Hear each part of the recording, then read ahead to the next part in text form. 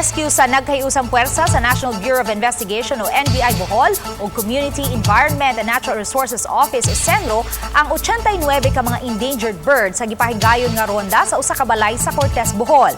Naglakip kini sa 39 ka mga white-eared doves, 39 ka mga black-chinned fruit doves ug usa ka Philippine hanging parrot, usa ka African lovebird, 4 ka mga spotted turtle doves ug 5 ka mga zebra doves. Gisakmit usab ang 18 ka mga halwa. Ang African lovebird gikonsiderar nga critically endangered species samtang ang uban mga threatened species.